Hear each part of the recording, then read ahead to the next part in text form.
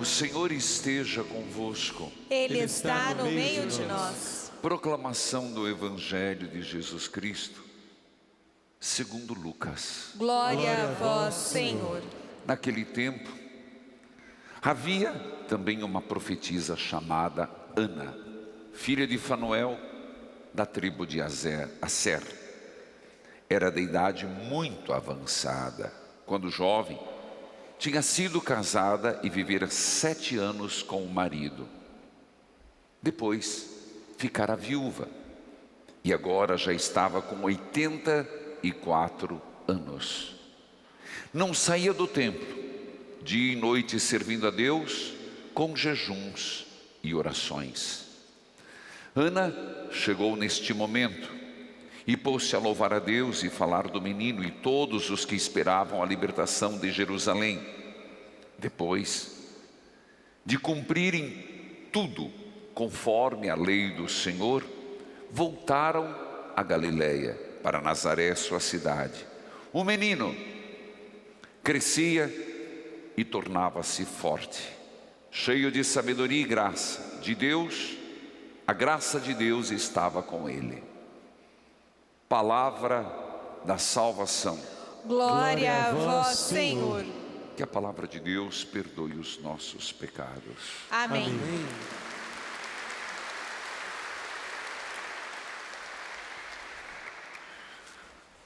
O 6º dia da 8ª de Natal nos coloca um evangelho segundo São Lucas, que está apresentado com 2 aspectos importantes.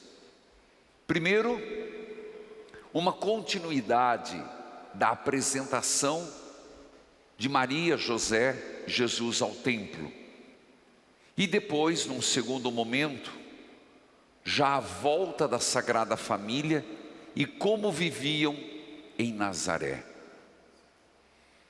No primeiro aspecto,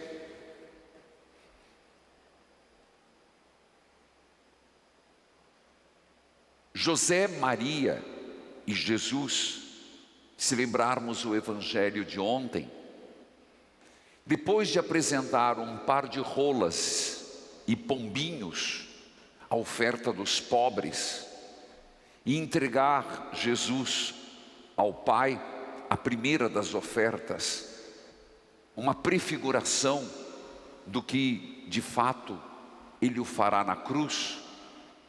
São Simeão, um idoso, reconhece, movido pelo Espírito Santo, no menino. Pelo Espírito Santo, os olhos se abrem e reconhece o Messias. Na cultura hebraica, para que uma coisa tenha validade, era preciso 2 testemunhas. Por isso Lucas hoje nos fala de uma mulher, uma profetisa chamada Ana, a 2ª testemunha. E não por acaso, Lucas apresenta alguns dados numéricos que têm um sentido para isso. Ana, filha de Fanuel, da tribo de Aser, de idade avançada. E aqui ele diz que nos primeiros 7 anos ela fora casada. Depois se tornara viúva. E a partir de então, na sua viuvez, ela se dedica ao templo. Mas logo depois, nos apresenta a idade desta mulher, 84 anos. Se fizermos uma conta simples, 7 vezes 12, 12 a plenitude, 12 apóstolos, 12 tribos, vezes 7 o número perfeito, 84. Lucas, no fundo, está dizendo que a plenitude da vida desta mulher estava em servir o Senhor. Ela estava plena, como é uma palavra que está se usando muito nas redes sociais hoje, plena. Não sei muito bem o que querem dizer. Eu sei o que quer dizer, mas não sei se entendem o que quer dizer. Pessoa plena, porque está bem vestida. Plena, porque comprou um carrão. Plena, porque está cheia de si. Plena, plena, plena. Essa sim estava plena. E isso Lucas quer dizer. 12 vezes 7, 84. Plena de Deus ao servir o Senhor. Mas como ela servia? É impressionante que o texto, Lucas faz questão de dizer, e nada é por acaso na Bíblia. Quando nós pensamos em servir o Senhor, poderíamos pensar, Ana varria o chão do templo. Poderíamos pensar, Ana ajudava a limpar os candelabros. Ana estava a serviço de fazer alguma coisa manual. Lucas diz que não. Ela, nos seus 84 anos, estava plena ao servir o Senhor com jejuns e orações. Pasmem.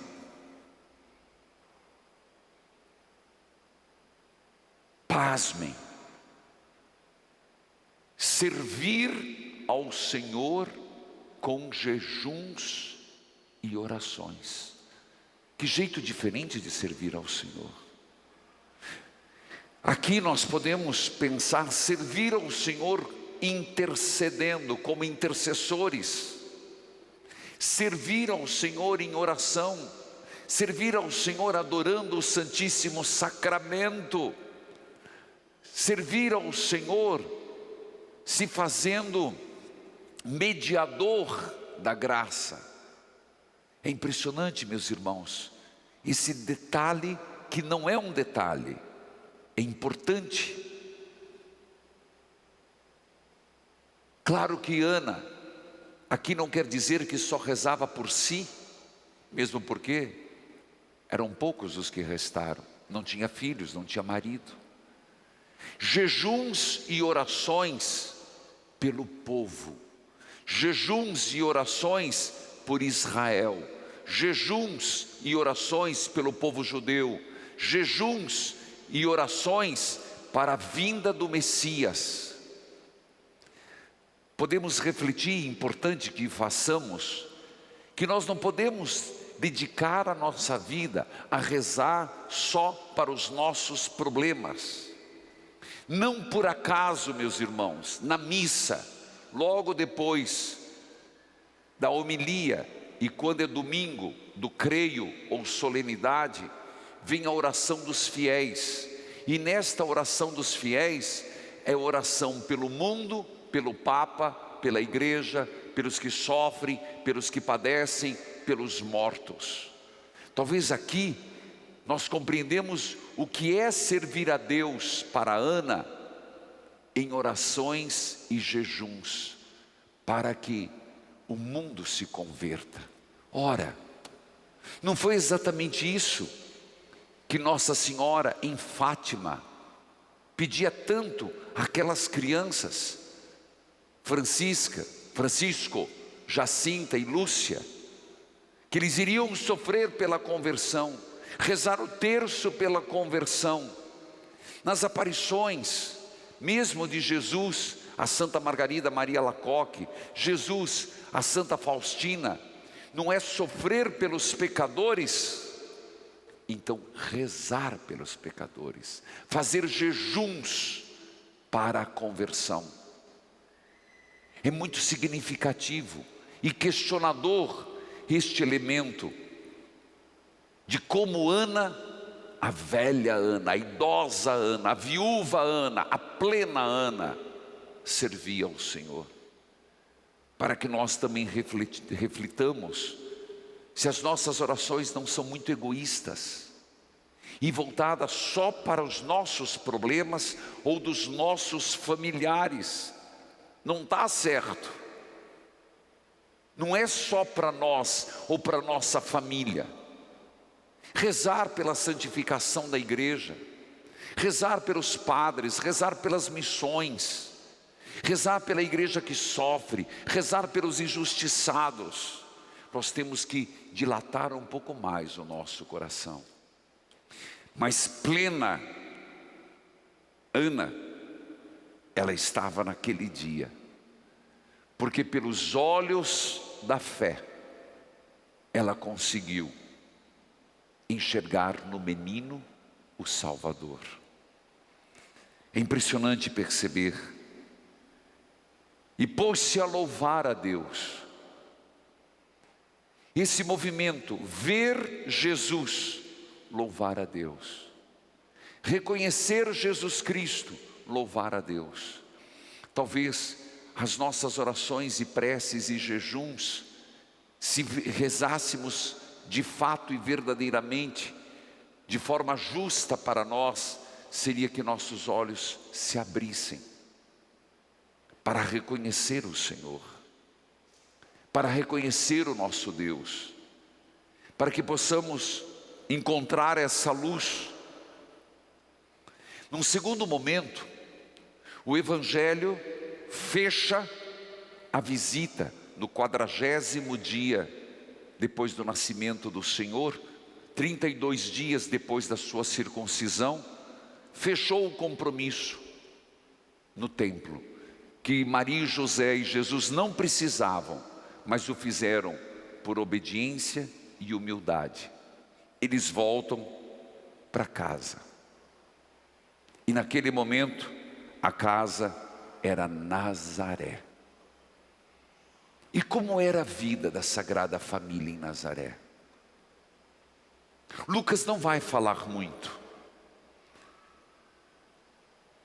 Mesmo os evangelistas não falam da primeira infância de nosso Senhor. O relato virá nos 12 anos. Mas aqui ele sintetiza. Num outro texto vai dizer, e Jesus desceu nos 12 anos, e era submisso à família, e crescia em sabedoria e graça diante de Deus e dos homens. Mas aqui já aparece como era na Sagrada Família. Voltaram para Nazaré. O menino crescia. A natureza. Crescer. Eu sempre falo que crescer é mais fácil do que diminuir. É da nossa natureza. Podemos entender fisicamente que Jesus era bem alimentado, que Nossa Senhora era prendada. Podemos pensar assim, que eram simples, mas tinham o alimento necessário. Tem toda essa conotação, porque quando falta comida, você sabe que a pessoa sofre muito, muito. Mas do outro lado, crescia, quer dizer, se desenvolvia. Jesus teve um crescimento natural, tornava-se forte. Forte fisicamente? Também. Ele precisava ser forte para andar depois do jeito que andou. Tinha que ser forte para enfrentar quem ele enfrentou. Até o diabo ele enfrentou cara a cara. Forte para passar tempos e tempos sem comer, à noite em oração, de dia pregando, curando, forte. Mas será que também não é forte na dimensão espiritual? Forte nas suas convicções, forte nos seus valores. E quem lhes ensinava? Nunca esqueça disso. 3 pontos fundamentais: José, Maria e a escola dominical. Cheio de sabedoria e graça de Deus, e a graça de Deus estava com ele. Era assim que vivia a Sagrada Família.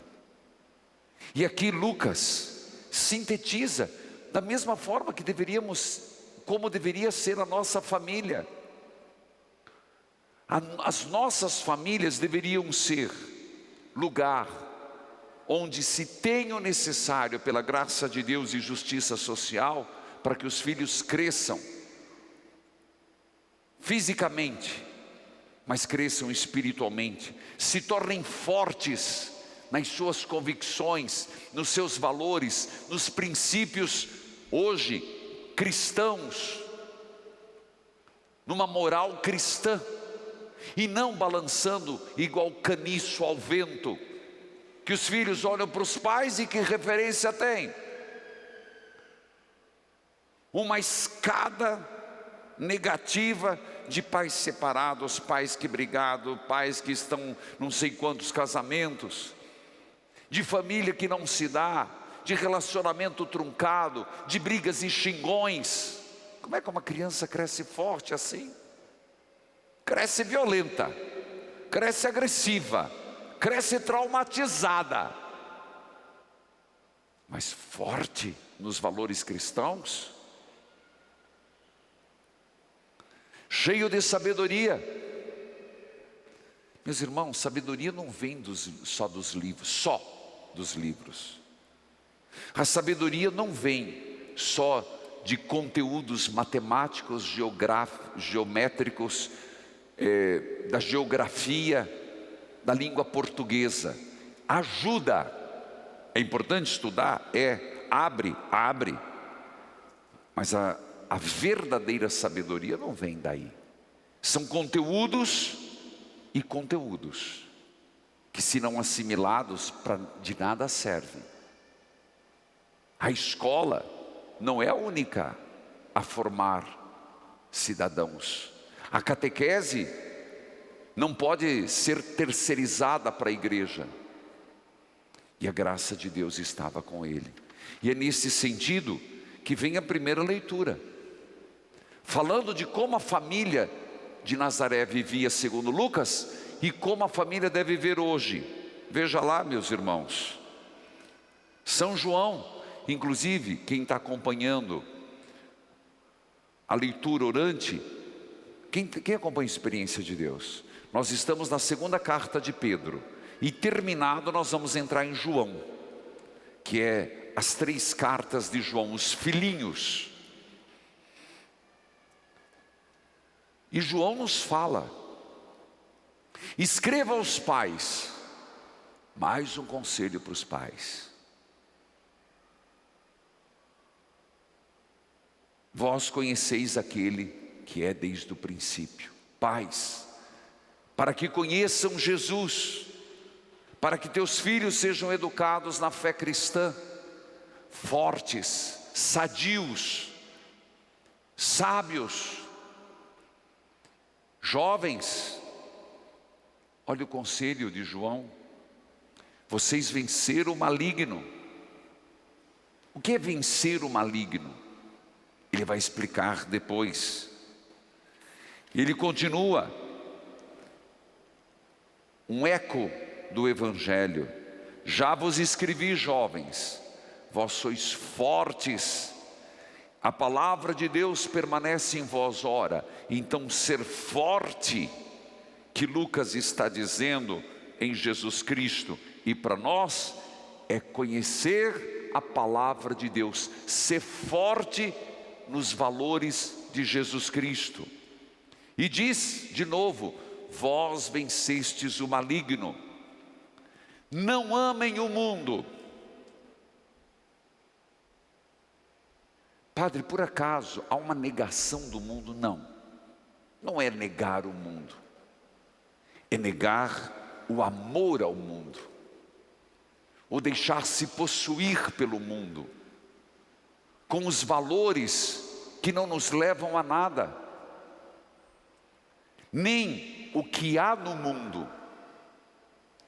É impressionante porque ele vai dizer: cuidado com a concupiscência, as paixões da carne. Na minha Bíblia está assim, aqui está as paixões da natureza. O que é isso? Concupiscência, palavra que a gente não usa. É essa inclinação que nós temos para fazer o mal. Padre, mas isso é real? Oh, meu filho, claro que é. Não canso de dizer, porque os apóstolos, São João, São Paulo, São Pedro, eles usam essa palavra. Será que isso é ilusão? Não. Nós temos uma tendência, e se você olhar para dentro de você, tem um cavalo selvagem dentro de você, um animal selvagem, que se você não domesticar, a gente envereda para as coisas ruins. Está na nossa natureza. Existe na nossa natureza uma tendência para as coisas erradas, para as coisas da carne. Mas quem é culpado disso? O veneno da serpente, os primeiros pais no paraíso, o pecado original. Não sou culpado? Não. Mas a partir do momento que me deixo levar pelo veneno, torno-me o pecado original. Portanto, João vai dizer: cuide, fique se observando. O problema é que a gente está tão preocupado em observar o outro. Se o outro manca, se o outro coça, se o outro usa roupa bonita, se o outro fala. A gente está tão preocupado com a vida alheia que a gente não se olha. Se a gente se olhasse um pouco mais, nós teríamos mais domínio próprio. Domínio próprio, um conselho tão importante. É cristão. Portanto, cuidado com essa natureza da carne que te leva para as coisas ruins. Segundo, cuidado com a concupiscência dos olhos. Que é isso? Ele explica: a ostentação da riqueza. Engraçado, hoje tem até deixa eu explicar, uma moda ostentação, não tem?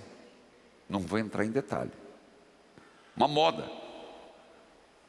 Não vou não, porque dá briga. Quero confusão no final do ano, não. Mas tem, eu vejo nas redes sociais, vocês pensam que eu não fico observando? Uma moda, ostentação, como se isso fosse bom. Gente, ostentar o que você tem, não precisa ser grande coisa. Ostentar é um pecado. Quem disse que é uma virtude? A ostentação nunca foi, nunca será uma virtude. E hoje parece que inverteu. Parece que é uma inversão. Dê uma olhada depois. Uma vida de ostentação. Ostentar, mas você pode ostentar um caneco velho. Você pode ostentar as mínimas coisas. Ostentação não é virtude. E ostentação, o que é essa concupiscência dos olhos? No fundo, ostentação, cobiça. Cuidado. Cuidado que os nossos olhos, eles podem, pelo Espírito Santo, abrir como de Simeão de Ana, para ver Jesus, mas ele pode, pela concupiscência, se abrir para a cobiça. O que é cobiça? Cobiçar o que o outro tem. Nunca está feliz com o que tem. Nunca está satisfeito com o que tem. A cobiça. E ainda tem mais um. Falando de como a família deve viver.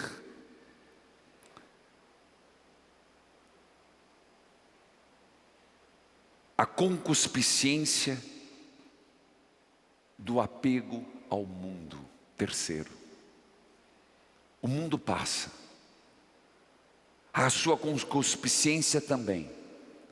Mas se não eliminarmos essa concupiscência, essa tendência,